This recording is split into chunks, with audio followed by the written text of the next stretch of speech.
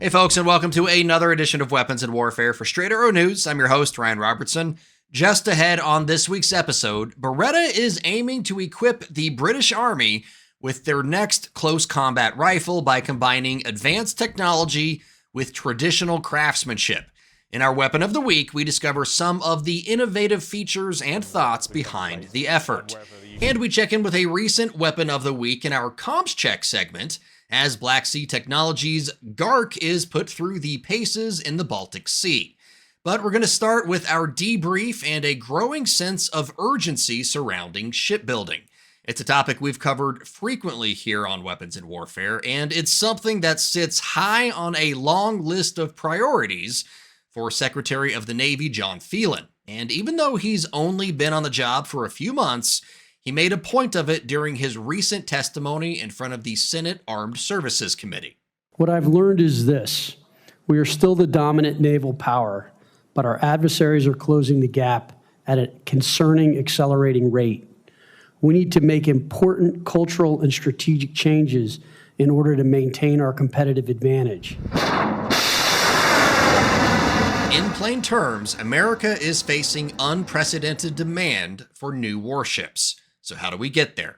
To start answering that question, I visited with Benjamin Plum, an associate partner at McKinsey & Company, a global management consulting firm that's working to help the U.S. find a path forward.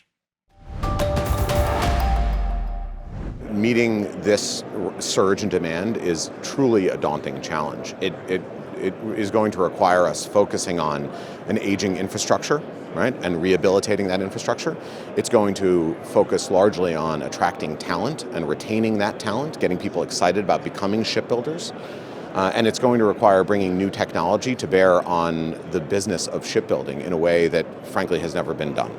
According to a report by Marine Insight, in the U.S., there are 154 private shipyards scattered across 29 states and the U.S. Virgin Islands. Of those 154, only 10 are big enough to accommodate the size and scale of America's military shipbuilding ambitions.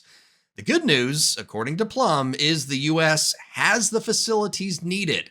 Unfortunately, many of them haven't been updated since the end of World War II. That means bringing new equipment. It means revitalizing the facilities. In some cases, it means just bringing workers undercover so that they're capable of working out of the elements and doing so efficiently. Right? So yard modernization is core to our challenge. Of course, that takes money, something Senator Roger Wicker, the chair of the Senate Armed Services Committee, recently pointed to when talking about the Trump administration's proposed $1 trillion budget for the Department of Defense. I must say I am deeply disappointed with the administration's fiscal year 2026 budget request for the Navy. In particular, I'm disturbed about the shipbuilding account, which plummeted to $20.8 billion from last year's $37 billion. That difference is not a small matter. According to a report in Foreign Affairs, China's shipbuilding outpaces the rest of the world by a large margin, each year launching more tonnage than all other countries combined. In fact, the U.S. Office of Naval Intelligence says China's shipbuilding capacity is more than 200 times that of the United States. One of the primary issues that we have in the United States right now is that our maritime infrastructure was built, in some cases, very seriously for the surge in production that accompanied World War II. Much of that infrastructure has survived. Much of it is still serviceable, but it has not seen the same level of investment that Asian yards or that have seen, right, in recent decades. And as a result, it is urgently necessary for us to invest in those yards. Another area of concern Plum points to is the workforce. While the industry may be hiring, qualified people aren't lining up for the jobs. According to some estimates, the shipping industry has anywhere from 140,000 to 179,000 unfilled jobs. We have to attract and retain new talent in shipbuilding. Our firm has written quite a bit about the aging out of the workforce. This means that we have failed to attract new talent to the profession of shipbuilding. There are many reasons that's happened, but I would broadly say that a lack of focus on and a lack of veneration of shipbuilders over the last 30 or 40 years has contributed to that problem. Ask anyone involved in the shipbuilding industry, and they'll tell you there is no easy way forward. But there is a path, one that could help the U.S. get back to where proponents say it should be. What I think is encouraging is we are seeing shipbuilders begin to adopt cutting-edge technology, and we're seeing their core customers really push them to do that. So that means we're looking at automated welding in a way that's never been deployed in shipbuilding. It means relying on technologies like digital twins to better understand the production environment and to better understand the product itself. Digital scheduling, right? Shipyards in the past used to rely on incredibly manual processes to schedule. Now we're looking at generative AI applications that can really reschedule production in real time in a way that increases throughput and transparency into production performance. That would be a major piece of the puzzle, because for all of the possible solutions, the DoD's biggest obstacle might just be time. As Secretary Phelan recently told the Senate Armed Services Committee, the Navy's top program is 6 months behind schedule and exceeding the budget by 50%. Despite that, Phelan also said he now has a good grasp of the Navy's challenges and is working on a plan to fix what's broken, recently visiting 3 foreign shipyards and 7 domestic ones to see how things could be done more efficiently. All right, folks, let's go ahead and take a look at some headlines you may have missed. Nearly 1 million Russian soldiers dead or injured since the start of Vladimir Putin's illegal invasion of Ukraine. That's the finding in a recent study from the Center for Strategic and International Studies. Of the estimated 950,000 Russian casualties, about 250,000 are believed to be deaths, marking a higher fatality rate than any Soviet or Russian conflict since World War II. Since Russia's unprovoked assault began, Ukraine has sustained nearly 400,000 casualties, with somewhere between 60,000 and 100,000 deaths. While Ukraine does not release casualty numbers, and Moscow likely underreports its own, the report's estimates are consistent with British and U.S. intelligence. The British Defense Ministry estimates Russia loses about 1,000 soldiers to death or injury every day. If this trend continues, Russia will likely exceed 1 million casualties sometime this summer. Australia's Defense Minister Richard Marles recently expressed his confidence the AUKUS submarine agreement with the US and Britain is moving forward smoothly. He mentioned despite the Trump administration conducting a formal review of AUKUS, Australia would maintain a close working relationship with the United States. This is a multi-decade program where governments, in fact, are going to come and go.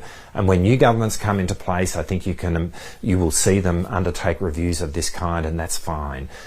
We will work very closely with the US on it, but we're really confident about the progress of AUKUS, and we're confident about how it will proceed under the Trump administration. In 2023, Australia committed to investing around $239 billion over the next 30 years for AUKUS, marking the largest defense project in the country's history, aimed at building nuclear-powered submarines.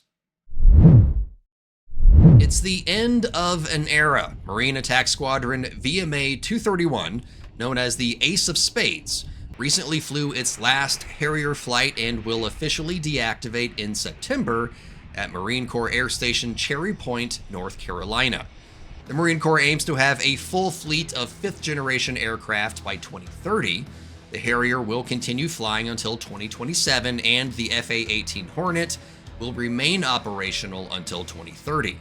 In 2022, the Corps set a goal to procure 420 F-35 aircraft, 353 F-35Bs, and 67 F-35Cs at a rate of about 20 per year for 18 active squadrons.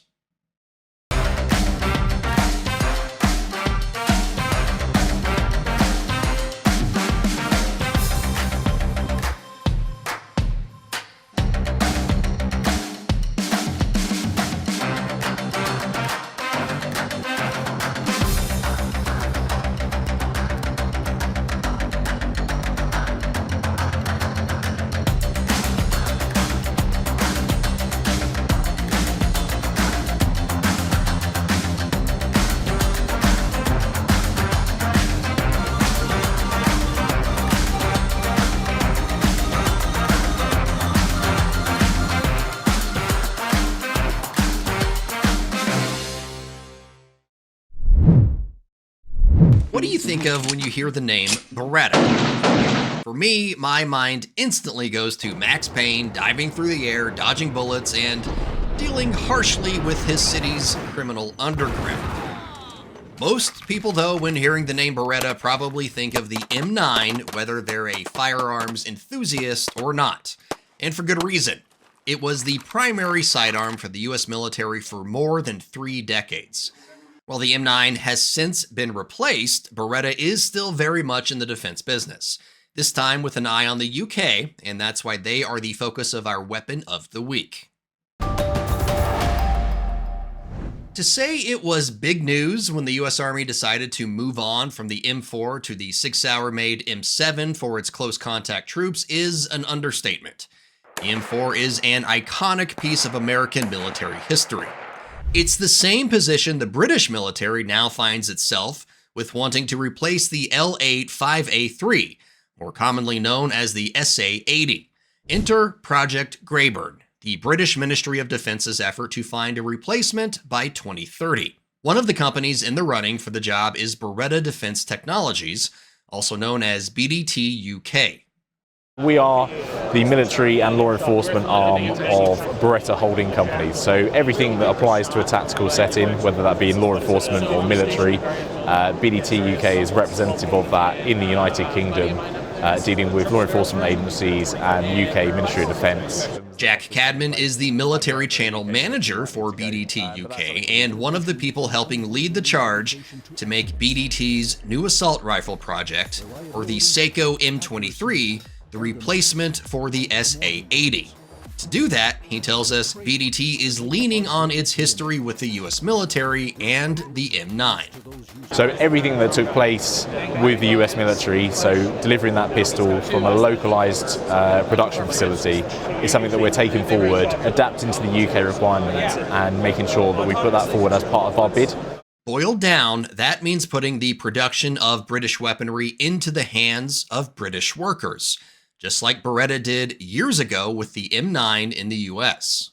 So we're absolutely using all of the information and lessons learned from how to do that with the M9 contract and putting it into the UK from that perspective. And we've worked with Beretta USA already, looking at how we would implement it from day zero of being awarded the contract through to delivery and beyond the delivery of the weapon system. Cadman, himself a British Army veteran, says it's a tremendous opportunity for everyone involved in the effort. Even though there's been localized contracts in different platforms before, it'll be the first time that the UK has an organic weapon or firearms production facility for a specific contract. There are other gun manufacturers that have factories and production facilities in the UK, but in terms of doing it specifically for technological transfer and a long-term perspective, that's what we're trying to do. As for the new assault rifle project, Cadman tells us they expect the requirements for the rifle chosen to use .556 caliber rounds, but there are plans to future-proof the rifle so it can accommodate 6.5 Grindle rounds as well, should the MOD decide to go that route. He also tells us BDT UK spent a lot of time on the durability of the system. The scientists and engineers have worked relentlessly over in Italy to make sure that kind of this weapon system is exactly what it needs to be from that perspective. At least it can definitely deal with the UK weather systems that often come in place and wherever the UK military might need to go. But that's something that we've absolutely tried to do. So yeah, we're confident in the durability and endurance of this weapon system. So what's next? Those involved with Project Greyburn expect the assessment phase to start sometime next year and likely go to contract in late 2026 or early 2027 for approximately 150,000 weapons. Time now for Comps Check, and we didn't have to dig too far into the Weapons and Warfare archive for this one. My name is ET2 Mullins. I'm here at Baltops 2025 in Poland, where we are working with our partners and testing the capabilities of our platforms, as well as software integration. GARC stands for Global Autonomous Recon Craft. The GARC's mission is to enable sailors to fulfill the mission from anywhere in the world. This gives us remote capabilities and allows us to keep our sailors and Marines out of harm's way. That's right, we've got an update and a hype video. We first introduced viewers to the GARC, built by Black Sea Technologies at Soft Week in Tampa. Just a few weeks later, and it's out in the wild, being put through its paces by the US Navy during a recent exercise in Poland. The video shows American and Polish service members operating the GARC from the port of Ustka in northwest Poland in early June. Used to boost maritime surveillance and responsibilities, the goal of the training is to build on existing relationships between allied forces tasked with safeguarding freedom of navigation in the Baltic Sea. All opinions expressed in this segment are solely the opinions of the contributors. All right, that's going to do it for us on this week's episode of Weapons and Warfare. Now is the part of the show where I remind you about our social media feeds and how you should like and subscribe to them, and I usually follow that up with a plug for the Straight Arrow News app, so make sure you download that today. For my wrap this week, I'm focusing on the U.S. strikes on Iran's nuclear facilities. This is actually the second time I'm recording this wrap. We did one earlier where I explained why I thought the U.S. should strike those nuclear facilities, and well, now that's happened. I don't think there is any question this could be the most monumental foreign policy decision President Trump will make in his tenure, and it could set the stage for a dramatic shift in power, which is why I think President Trump made the right call. Yes, I would have preferred he get a green light from Congress, but given the latitude the War Powers Act gives the Commander-in-Chief and the many instances of presidents taking military action without congressional approval, I think Trump was well within his legal authority. Since 1979, the Iranian regime has done just about as much harm to world peace and killed more innocent people than just about any other government in power today. So to me, all the arguments about how or why we got to this point don't really matter. Yes, the president pulled the U.S. out of the nuclear deal in 2018, and yes, Iran then sped up uranium enrichment, but the nuclear deal never really stopped Iran from enriching uranium. The deal just slowed the process down. So eventually the world was likely going to find itself in a similar situation to the one we're in now, which is one where the Israeli Air Force is pooning the Mullah regime and its air defenses to the point Israeli and American pilots can fly around over Iran with impunity. Will the regime retaliate? They'll try, for sure, but what does that really mean anymore? Shutting down the Strait of Hormuz is a known tactic, and there are contingencies to deal with it. The IDF decimated Hamas and Hezbollah, and the IRGC doesn't have many seasoned commanders anymore, so kinetic attacks may come, but they'll likely be sparse and limited, which isn't really all that different than what we have now.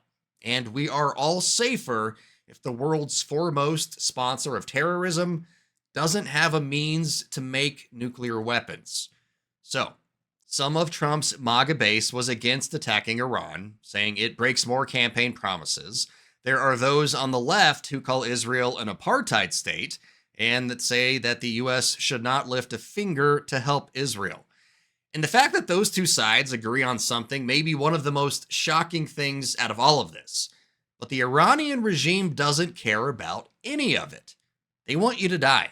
If you're watching this video, the Mullah regime wants you to die because you are part of a society they find abhorrent. So if Iran was as close to getting a nuclear weapon as the evidence coming out seems to indicate, then taking out Iran's nuclear facilities was the right call to make. Period. Full stop. For senior producer Brett Baker, video editor Brian Spencer, and graphics artist Dakota Patillo, I'm Ryan Robertson, Straight Arrow News, signing off.